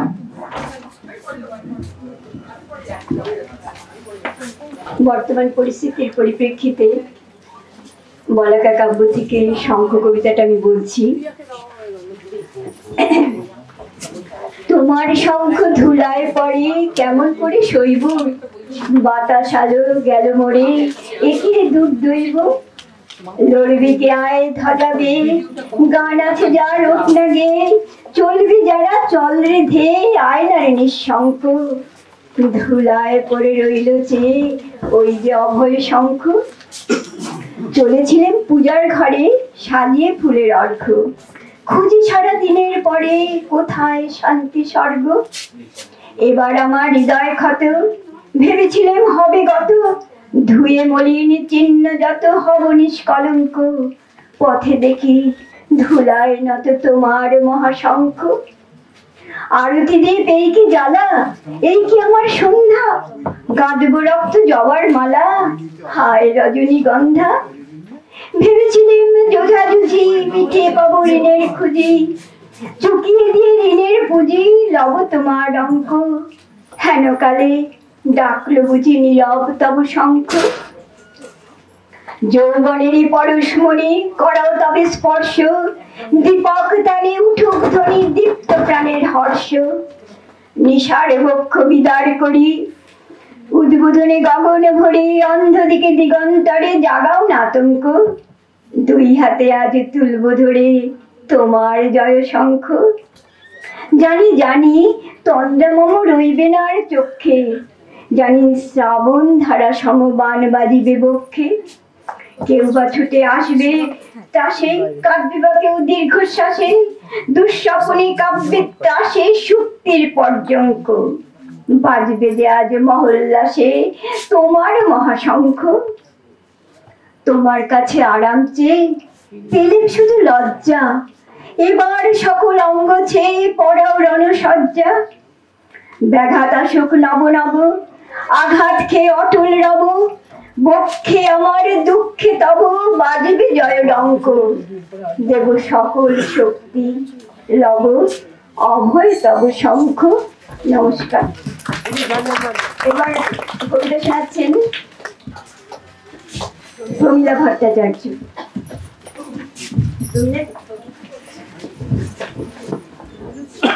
আমি যেটি পড়ছি স্বরচিত কবিতা, আজকের এই গ্রন্থ প্রকাশ উপলক্ষে রচিত। মন গহীনে ঘুমিয়েছিল আমার ছেলেবেলা, তোমরা হঠাৎ ডাক পাঠালে সাঙ্গ ঘুমের পালা। ভেবেছিলেন সব ভুলেছি, কিছুই মনে নেই, ডাক সখেতে উঠল জেগে চোখের পলকেই। অবাক হয়ে তাকিয়ে বলি, কোথায় ছিলি তোরা, আমার জন্যে আনলি বেঁধে হাজার ফুলের তোড়া। বড় মধুর বড় বিধুর হারিয়ে যাওয়া দিন, কিছু সাদা কিছু কালো কিছুটা রঙিন। তখন যারা সঙ্গে ছিলেন তাদের অনেকেই তারার দেশে ঘর বেঁধেছেন, আমার পাশে নেই।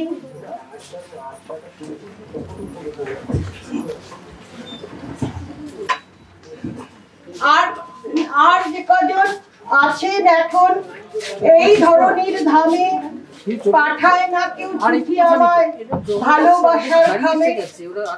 কেউ রয়েছে এই শহরে, কেউ বা অন্যখানে, ছিন্ন বিনা আর বাজে না চেনা সুরে টানে। তাদের আবার আনলো কাছে স্মৃতির ছোটবেলা, সবার তরে দিলাম বেঁধে স্মরণ বরণ মালা। আচ্ছা, আমরা আড্ডা মারবো বলেছিলাম, কিন্তু আড্ডা কি ঘোষণা করে করা যায় নাকি? সুতরাং এখন আমরা আড্ডা মারবো, জাস্ট আড্ডা মারবো। তো আমরা এই ছোটবেলায় অনেক কথা লিখেছি, ভীষণ স্মৃতিমেদুর সেই সব বিষয়, তো সব কথা তো লিখে ওঠা সম্ভবই নয়। তাই আজকে আমরা আড্ডায় চলুন সেই ছোটবেলাটাই ফিরে যাই, যেখানে আমরা না বলা কথাগুলো বলতে পারি, যার যা মন চাইছে একে অপরের সঙ্গে আমরা পরিচিত হতে পারি। তবে শুধু শুধু আড্ডা তো চলবে না।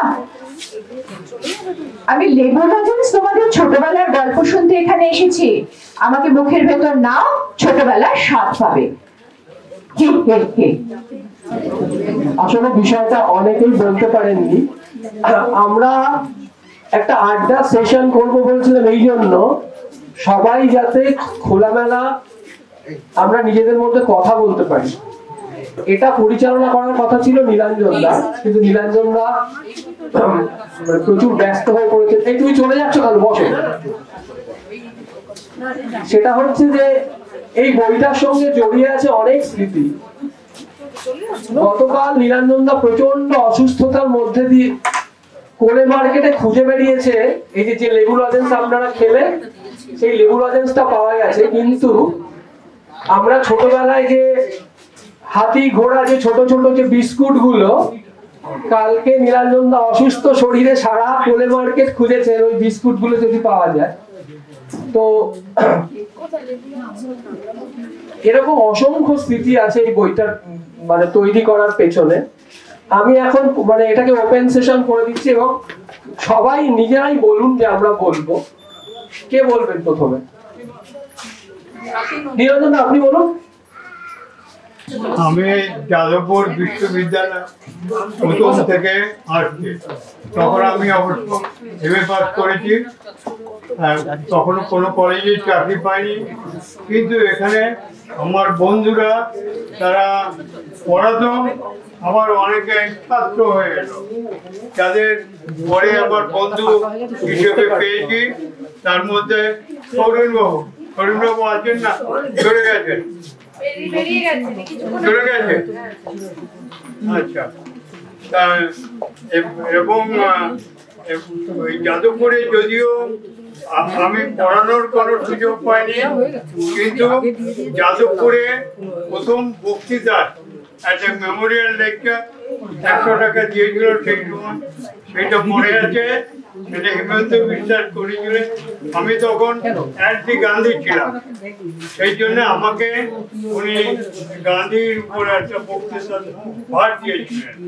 সেই জন্য আমাকে আগে অন্য বই টই পড়তাম, কাজে গান্ধীর বইগুলো পড়তে আরম্ভ করলাম।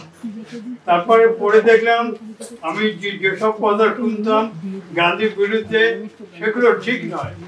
আবার গান্ধীর আমাকে আবার বলা হতো আমি হচ্ছে গান্ধীর সমালোচক, অর্থাৎ গান্ধীর একদিকে একজনরা বলতো আমি গান্ধীবাদী, আর একজনরা বলতো এ হচ্ছে অ্যান্টি গান্ধী। সেই জন্য এরা কি করে, এরা গান্ধীকে বিচার করে। কলকাতা তখন গান্ধী বিচার পরিষদ বলে একটা লাইব্রেরি ছিল, সেখানকার এখানে কম্পারেটিভ লিটারেচারের পড়তো তখন তরুণ মিত্র তার লাইব্রেরিয়ান ছিলেন। সেই জন্য আমরা ওখানে গিয়ে আড্ডা দিতাম এবং সব বলতো এরা গান্ধীকে বিচার করছে। গান্ধী বিচার পরিষদ মানে গান্ধীকে বিচার করা। এই দিক থেকে আর পরবর্তীকালে আমি এখানে পরেও আসতে হয়েছে, যখন আমরা এখানে নর্মদা বাঁচাও আন্দোলন শুরু করেছি, তখন টাকা দরকার। মেধা পাটকারকেও পাঠাতে 2000 টাকা মাসে। সেই জন্যে এখানে কম্পিটিভ বিটিআরে সৌরিন, তারপরে সুবীর রায়চৌধুরী, তারপর নবনীতা দেবসেন, এরা সব 100 টাকা করে দিতেন। সেই টাকা পৌঁছে দেওয়ার জন্যে আমি প্রতি মাসে যাদবপুরে আসতাম। এই যাদবপুরের সঙ্গে আমার সেই বন্ধুত্বটা সেইভাবে থেকেই গেল। আর আমাদের সময় যারা ধরুন যে ফার্স্ট হয়েছিল অমর্ত এখানে হেড অফ দ্য ডিপার্টমেন্ট হলো, এবং আমাদের আগের বছরে যে জুনিয়র ফার্স্ট হয়েছিল অনিতা ব্যানার্জি, অনিতা চক্রবর্তী, অনিতা আমাদের সেখানে চাকরি করতো। তারপর আমাদের আপনার পরে নাম শুনেছেন যে বিকাশ কলি বসু এখানে পড়াতো পলিটিক্যাল সায়েন্সে, কলকাতা থেকে ফার্স্ট ক্লাস পাস হয়েছিল। ও আইপিএস পরীক্ষা দিলে আমি ওকে বারণ করলাম, তুই আইপিএস নিবি না। তুই এখন প্রথমেই ইউনিভার্সিটি চাকরি পেয়েছিস, তারপরে বিদেশেও ইউনিভার্সিটির চাকরি পাবি, তুই পুলিশের চাকরি করবি কেন? তারপরে আমাকে বললো তুই একমাত্র না বলছিস আইপিএস চাকরিটা না নিতে, কিন্তু সকলেই যাদবপুরে সকলেই আমাকে কংগ্রেচুলেট করছে।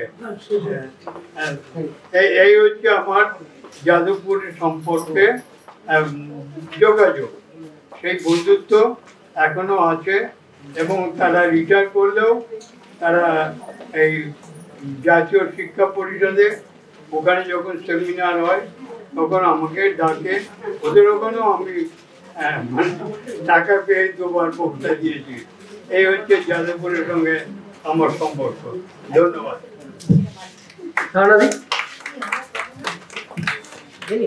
প্রথমেই আমি ধন্যবাদ জানাই বাপ্পা আর হচ্ছে স্বপ্নাকে, ওরা আমার ছোটবেলাটাকে অনেকটা উস্কে দিয়েছে।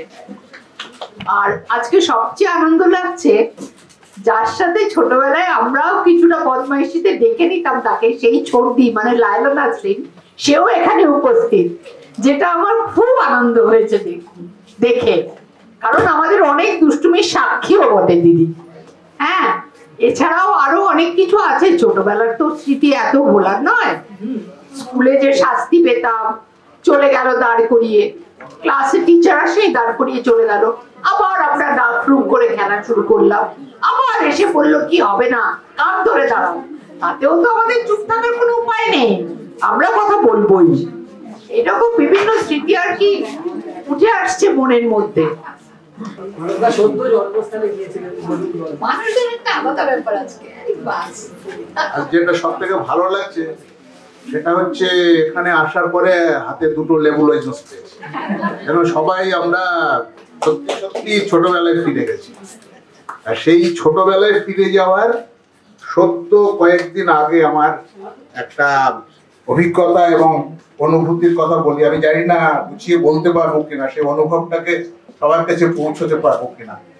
এই জানুয়ারির 22 তারিখে আমরা 7 জনের একটা দল খুব গ্রামের দিকে, সুন্দরবন অঞ্চলের একটা গ্রামের দিকে বেড়াতে গেছিল।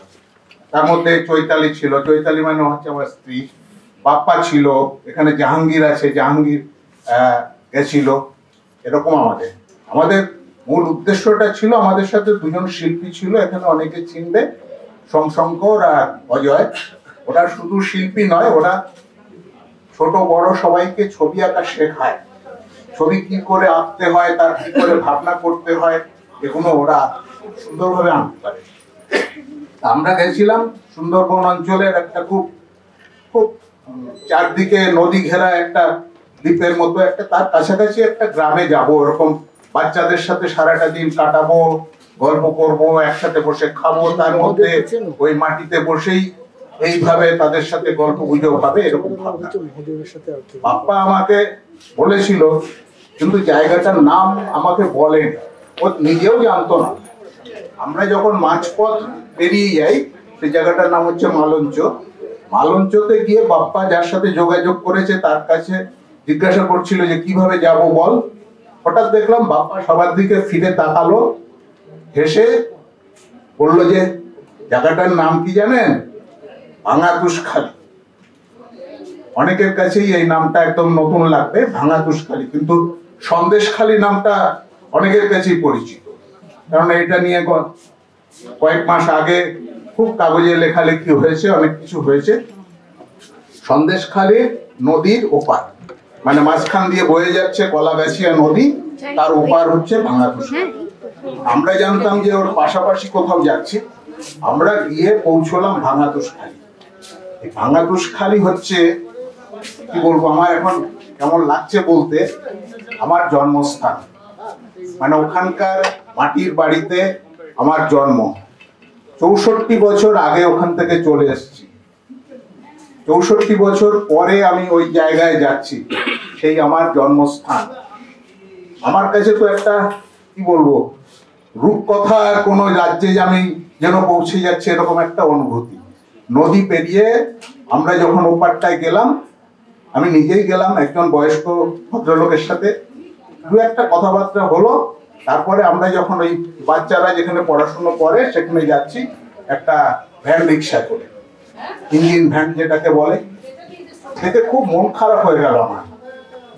আমার সেই গ্রাম নেই, একদমই চিনতে পারছি না।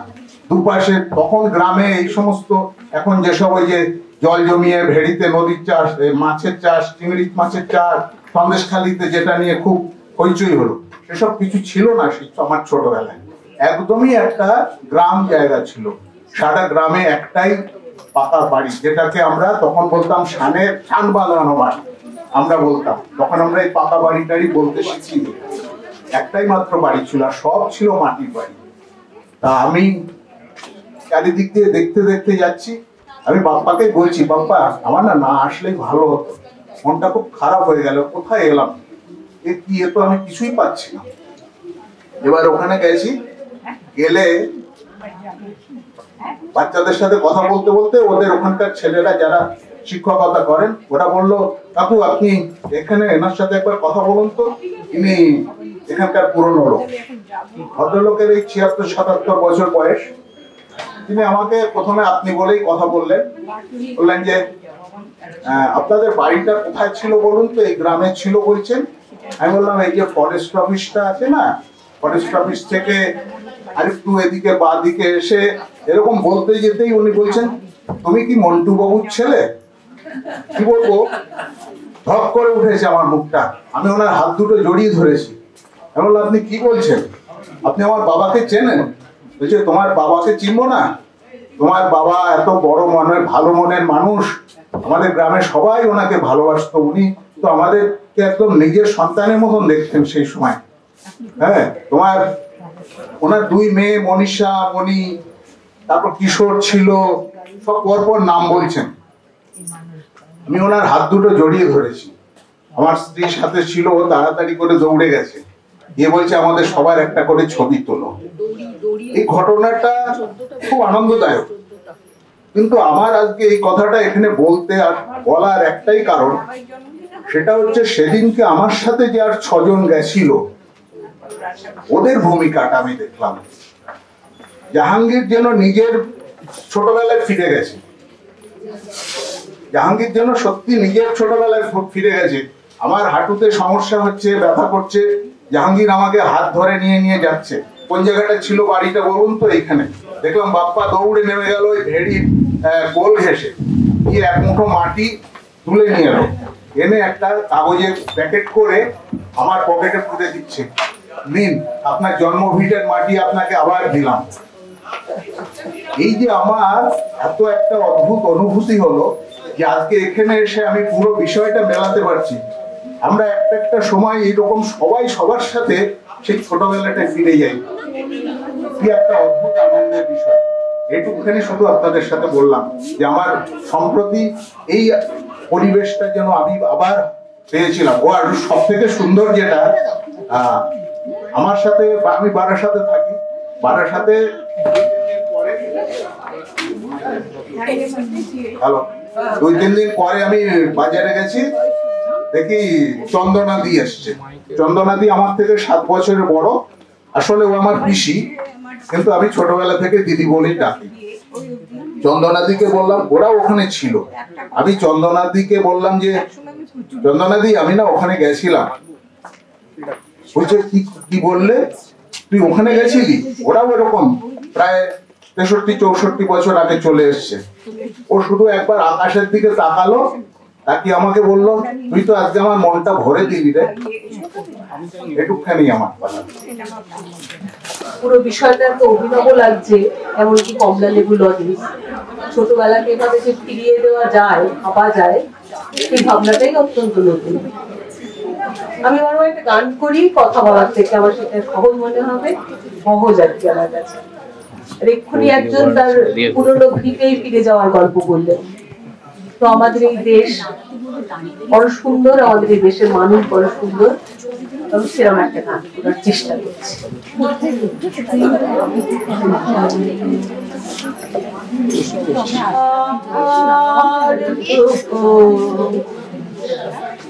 জনম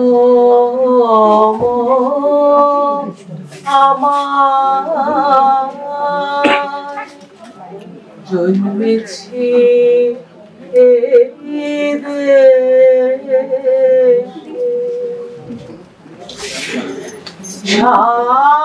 সার্থক জনম মাগো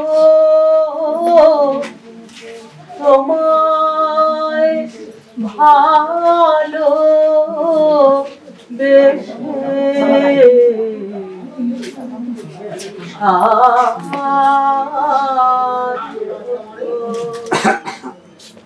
জনম আমার জন্মেছি এই দেশে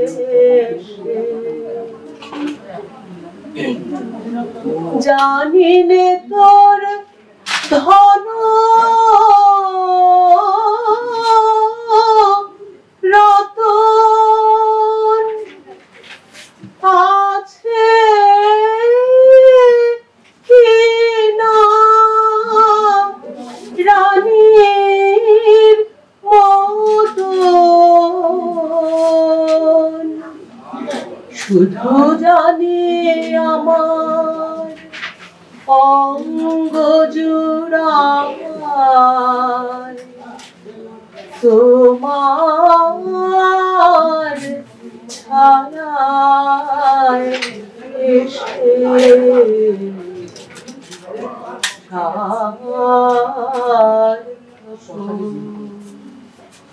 জনম আমার জন্মেছি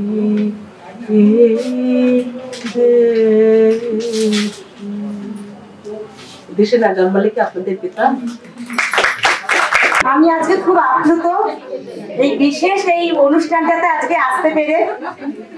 ধন্যবাদ দেব সম্পাদিকাকে এবং প্রকাশককে এবং এই বইয়ের সাথে জড়িত সমস্ত ছোট ছোট শিল্পী এবং বৃদ্ধ বালক বালিকাকে যারা এই বয়সে এসেও তাদের স্মৃতিচারণ করে এরকম একটা বই উপস্থাপনা করার সুযোগ করে দিয়েছে সম্পাদিকাকে।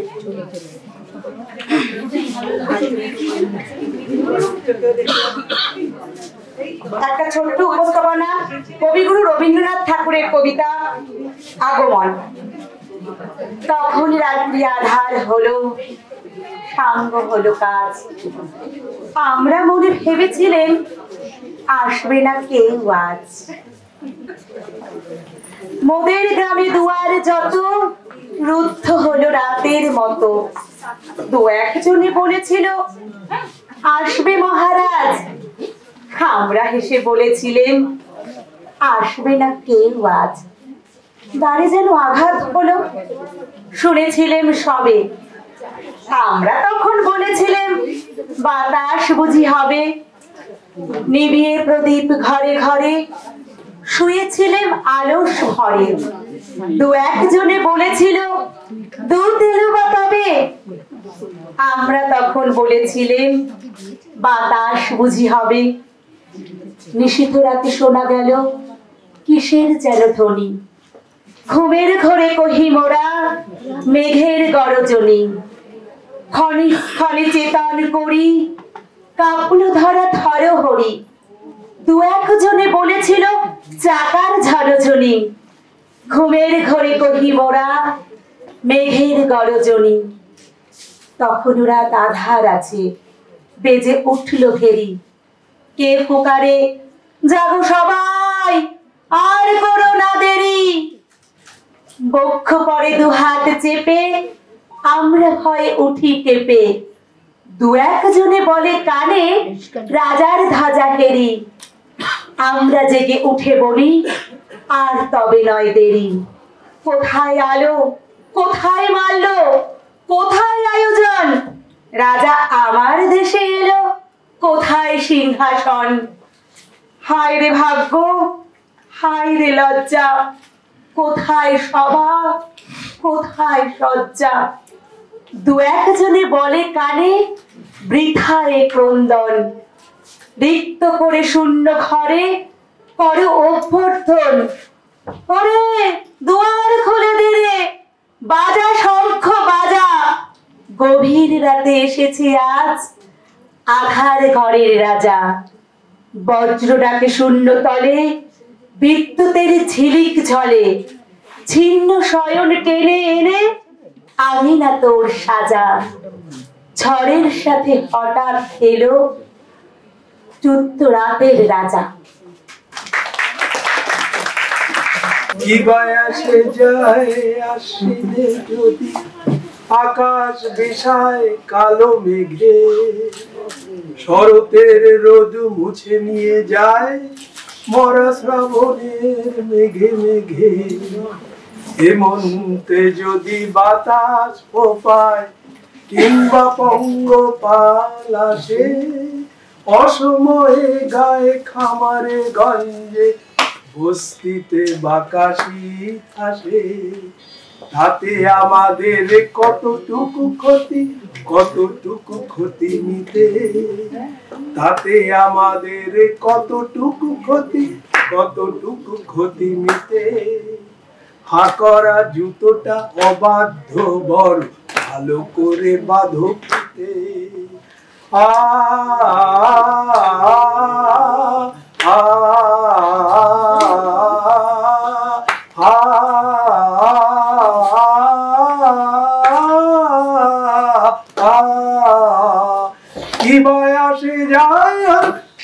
কি বায়াসে যায় বন্দর যদি আসামের চাই।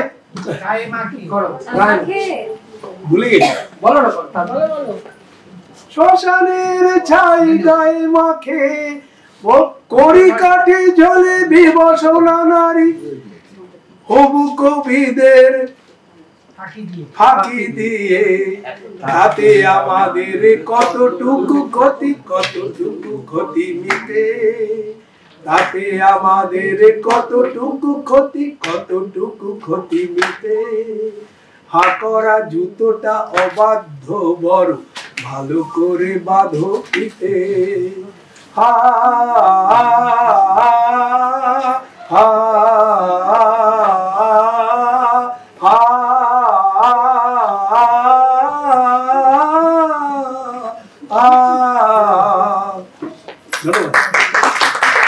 এই এতক্ষণ ধরে সবাই একসঙ্গে থেকে আমরা যে আনন্দটা পেলাম, আনন্দ বোধের তুলনা নেই, তাই না? কিন্তু তবুও তো শেষ করতেই হয়, তাই না? অনাদিকাল ধরে তো কিছু চলে না। কিন্তু আমরা একটা ছোট্ট প্রস্তাব রাখছি, যদি সত্যি ভালো লেগে থাকে এরকম ভাবে, সেই পুরানো জানিয়া চেও না আমারে আধিক্য আত্মীয় করে, তাহলে আসুন না আমরা মাঝে মাঝে এরকম ভাবে কোথাও বসি, সহমত, তাহলে সেটা একটা মানে কিছু করা যেতে পারে। তাহলে সত্যি আবার বোধহয় ছোট দিনগুলো আমরা ফিরে পেতে পারি, তাই না? আমাদের আজকের অনুষ্ঠান শেষ হতে চলেছে।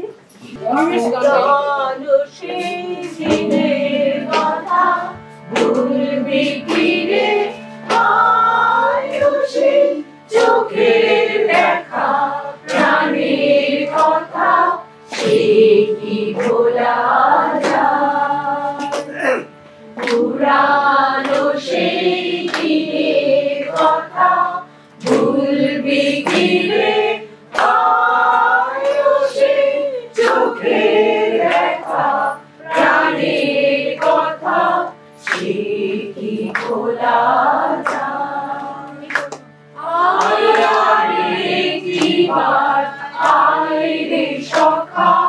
প্রাণের মাঝে আয় মোরা সুখের দুঃখের কথা কব, প্রাণ জুড়াবে একটিবার আয় রে সখা, প্রাণের মাঝে আয় মোরা সুখের দুঃখের কথা কব, প্রাণ জুড়াবে ভোরের বেলায় ফুল তুলেছি দোলায়, বাজিয়ে বাঁশি গান গেয়েছি বকুলের তলায়। মোরা ভোরের বেলায় ফুল তুলেছি দোলায়।